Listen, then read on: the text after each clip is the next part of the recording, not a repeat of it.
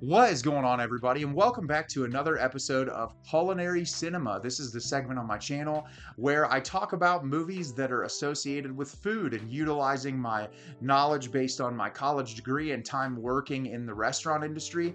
I talk about all the elements of the food in this movie and discuss how it, correlates with the filmmaking and how well it's executed. And this is a movie I've seen a couple of times in my life, and I've really enjoyed this movie every time that I've watched it. I find Julia Child to be an incredibly fascinating human being, and just what she provided to the culinary world and her voice in the culinary world and kind of how she was perceived by people through the time that she was incredibly popular. And when this first came out, I thought the concept of the movie was really interesting. And it's been several years since I've seen it, and I was really looking forward to watching it again. And the movie I'm going to be telling you about today is Julie and Julia. Julie and Julia is directed by Nora Ephron. Julia Child and Julie Powell, both of whom wrote memoirs, find their lives intertwined. Though separated by time and space, both women are at loose ends until they discover that the right combination of passion, fearlessness, and butter, anything is possible. So, like I said, I've seen this movie a couple of times before, but it's been a little while since I've watched it, and I genuinely loved this. I'm a pretty big fan of Nora Ephron. I grew up in a household where, like, I watched Sleepless in Seattle a lot. I saw You've Got Mail several times growing up. And, like, this type of a movie, it's what I talk about in film criticism. There's a lot of, like, scrutiny towards films of this nature and kind of how they're executed. But I think there's a specific intent with this type of filmmaking. And I think it's to provide joy and showcase life in a very different way. Sometimes in a way that's very, like, that can be a little cliche and be a little on the nose. But regardless, it provides a genuine level of optimism and hope that I think is really important for human beings to experience, because not everything can always be dread and reality. Otherwise, we'd all just be miserable.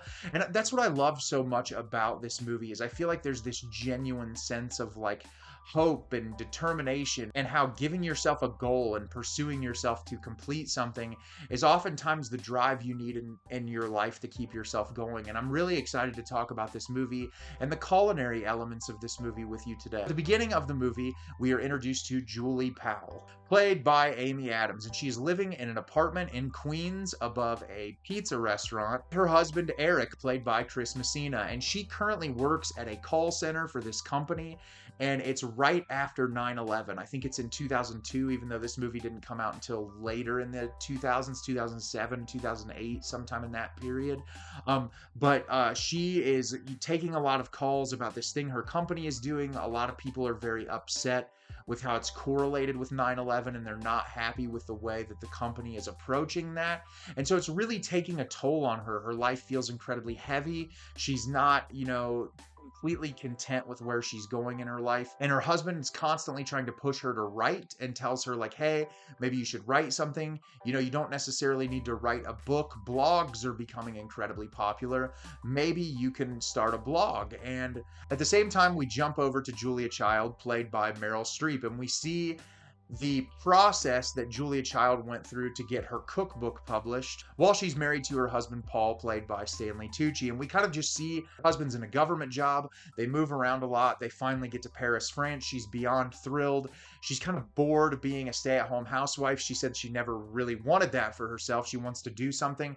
So she takes these cooking classes. She doesn't feel like they're, giving her enough. And this person who kind of runs these cooking classes says, hey, I've got a class that you can take, but it's probably a little above your level. It's a cooking class with all of these men who are trying to learn expert techniques of cooking. And she takes those classes with those men. And on top of that, she decides, hey, there's not a lot of people in the United States who know how to cook French cuisine. And so through these French women that she meets, she decides to prepare this recipe book of French recipes so that housewives in America can learn how to create French cuisine, because she's very frustrated while she's in France that she can't find any French cookbooks in English to kind of teach herself. And so we're getting that, while at the same time we jump back to Julie's life, and she decides to start a blog where she's going to cook every single recipe in Julia Child's cookbook in 1 year. And so the entirety of the film is us watching these two stories play out simultaneously, and how the struggles of these two women are kind of showcased in a similar but different way. So like I said, I love this movie for a multitude of reasons. For starters, I love the performances in this. I could watch Meryl Streep play Julia Child for like 9 hours and never get bored with it. Every time I watch a movie with Meryl Streep in it, I'm reminded why she's one of the greatest actresses of all time. She personifies Julia Child in a way that is so incredibly believable, but she brings her own thing to it. She's charming, she's personable, she's hilarious, she commands the screen. And that's saying a lot when she's sharing the screen with Stanley Tucci, who is another one of the greatest living actors that we have working today. Their chemistry on screen is phenomenal. Stanley Tucci, even though he plays a much more subdued character, he has some moments, but I think he complements the energy of Meryl Streep's character of Julia Child perfectly well. They play off each other really well. They're comical. You can tell they're very much in love, and just seeing what they're going through. And even though the struggles don't go to like an extreme degree or anything, super detrimental to the relationship, I think what is showcased there, very realistic, very easily believable, and it's one of the best parts of the movie. On the other side of it, Amy Adams and her character, Julie, I feel like played very well. We can see the struggles that she's going into, but we can also see how she becomes more and more self-centered as the journey goes on, and how much that comes off on her husband, Eric, played by Chris Messina, who is also fantastic in this movie. I feel like their chemistry is really great, and there's a lot of different actors and actresses that show up in this that do a really fantastic job. I really love the way this thing is photographed. I think they do. Nora Ephron worked with her cinematographer to capture, especially the moments with food in this, very, very well. And I think that's incredibly important, as I've talked about in the two previous films in this series. When you're making a movie about food, you need to make sure that you're capturing the food in a way that the audience can retain and sit with it, and that it'll work for a long period in time, which is why I think this movie is done very well. It's not the most immaculate cinematography in the world, but it works perfectly for what it is going for. And I really like the pace of this movie. I think the way that it intersects stories, it's done very well. And I think showcasing the struggles of both of these women and kind of the hurdles that they have to jump through to get what they want accomplished done is showcased in a way that works very, very well. And that's a part of the movie that I like a lot. But as far as the culinary side of this is concerned, there's so much in Julia Child's cookbook that, has been around for a very long time. She was on TV. People watched her cook. They loved her personality. And she has a very distinct style of cooking. And there are a lot of recipes associated with her cookbook that are talked about a lot. And I think the film does a really nice job picking some of those pivotal recipes. And I think utilizing the recipe with the duck towards the end was one of the best parts of the movie, because that recipe is incredibly daunting. If you have no experience with deboning a bird or taking care of a fish and deboning it, it is not a fun experience. It's incredibly daunting, which is one of the reasons why it's so believable that Julie waited until the very last minute to try to accomplish that. And I think having her, watch Julia Child on TV accomplish that recipe, and just all of the little elements and details that go into creating this really elegant recipe is handled very well. And it's one of the best parts. I really loved when she's working with those molds with the savory gelatin dishes, because those are some of the recipes in Julia Child's cookbook that, people are like, who would have wanted this at this period in time? And just seeing her frustration try to create this recipe that's definitely not easy, and it's not necessarily the most appealing recipe either, when you're trying to create savory gelatin, get it into a mold, make sure when you're flipping it that it's holding together correctly so that it doesn't fall apart.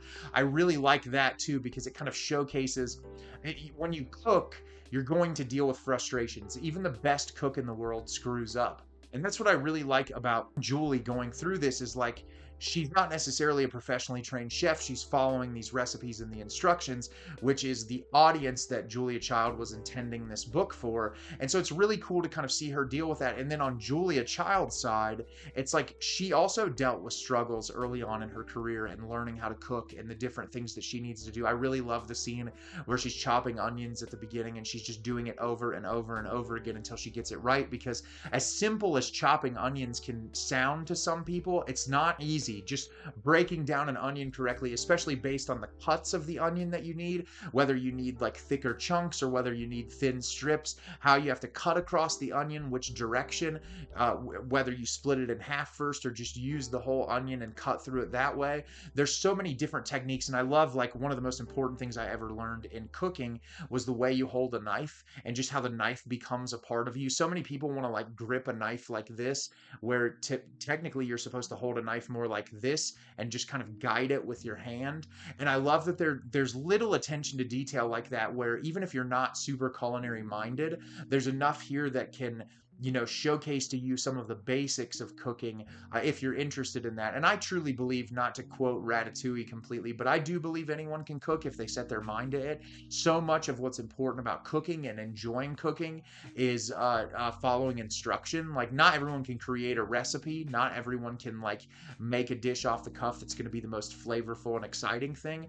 But anyone can follow a recipe and then learn what you like, taste what you like, and build on that. And that's one of the beauties of this movie. I think the way that it captures how food can bring you joy in your lowest moments, and like this couple who they're both experiencing very different things, but these recipes are a part that get them excited, but then getting to a point in the challenge where like they're eating a ton of food and they're both kind of getting fatigued by it. And I think like the ups and downs of this are what make it a very enjoyable watch. And if there's one word I would use to describe this movie as a whole, it's charming. It is very charming. It's truly, it sets out to do something very particular and it succeeds to do exactly what it sets out to do. I love this movie. I will probably watch it a bunch more in the years to come. And I think if you're looking for something that will just bring you a certain level of joy, then you should definitely check out Julie and Julia. So have you seen Julie and Julia? Did you love it? Did you hate it? Leave me a comment down below and let me know what you thought. I think this movie is incredible. I love it and I can't wait to watch it again. As always, if you can like the video and subscribe to the channel, helps me out a lot and lets me know the type of content you're looking for. Like this video. I've been making a ton of new segments on this channel, whether it's culinary cinema, watching every Best Picture nominee, doing my album reviews, which I've been having a ton of fun doing these album reviews, or if it's old segments like the A24 Archive, the Neon Spotlight, Criterion Corner. I love knowing what you guys enjoy, and letting me know what you guys enjoy helps me create more content for the future. So let me know down below what you're thinking, and I'm really excited to get more out for you in the near future. And as always, everyone, thank you so much for watching and have a great rest of your day.